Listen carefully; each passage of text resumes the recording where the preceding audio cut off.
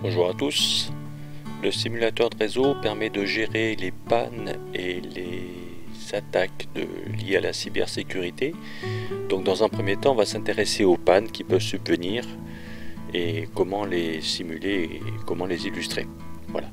Donc dans ce schéma de réseau, des pannes ont été déjà mises en place et quand on le charge, en fait les pannes ne sont pas présentes. On peut l'utiliser sans panne, c'est le cas ici. Par exemple, si je vais faire ici un ping de cette station vers celle de droite, les pannes ont beau être présentes, le ping se réalise complètement. Voilà.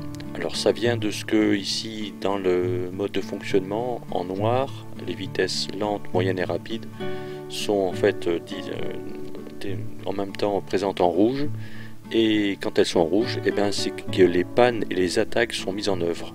Donc je vais montrer la même chose avec le rouge. On voit bien qu'il y a plusieurs éléments qui ont disparu, qui ne fonctionnent plus. Alors je vais prendre par exemple celui-ci. On a un problème de connexion de l'écran avec l'unité centrale. Par exemple, celui-ci, on a carrément un écran noir qui montre qu'il n'y a probablement pas de courant qui arrive sur l'unité centrale. Et ici, on a un écran que vous avez peut-être rencontré avec une date très ancienne, qui montre qu'il y a un problème probablement de pile, le CMOS. Voilà. Donc quand on est comme ça, on peut déjà corriger les différents éléments qu'on a constatés. Ça va revenir à la normale, donc on fait bouton droit. Là, il propose évidemment que les options, sinon ça serait un petit peu éparpillé. On ne propose que les options de correction, c'est pas grave. Et donc à partir de là, on peut changer la pile et on va se rendre compte que la machine évidemment redémarre correctement.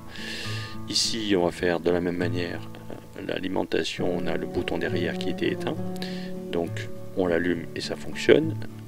Et enfin ici, on a un problème d'écran, de connecteur écran, et donc on n'avait pas le signal vidéo qui arrivait jusqu'à l'écran, ce qui est le cas maintenant. Voilà, donc on a l'impression qu'on a tout réparé. En fait, il y a encore un petit problème ici. Donc il peut y avoir des pannes réalisées au niveau des connecteurs eux-mêmes, et en réalité ici celui-ci va bien. Ça peut être ce côté-ci, celui-ci va bien aussi. Donc ce n'est pas le connecteur et pourtant la liaison ne se fait pas. Donc ça peut être le câble lui-même. Et ici dans le câble, on voit qu'effectivement le câble est endommagé. Voilà, on va le rectifier et là cette fois-ci on voit que par rapport à tout à l'heure, on peut continuer comme ça et avoir l'intégralité du fonctionnement qui est en place. Voilà. Si ça c'était donc l'utilisation, maintenant si on veut définir des pannes, voilà comment ça se passe. On utilise ici le petit bouton panne qui est là. Comme je les ai toutes corrigées, elles ont disparu. Mais sinon voilà, je vais essayer d'en remettre une là-haut par exemple. On prend une station et quand la fenêtre ici des gestions des pannes et des attaques est présente, on va pouvoir définir une panne ou une attaque évidemment. Ici c'est une panne qui nous intéresse.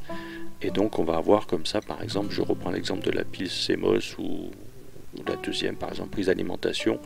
Voilà, donc il y a une petite illustration de ce que ça représente et l'effet que ça peut avoir sur l'écran ou l'unité centrale.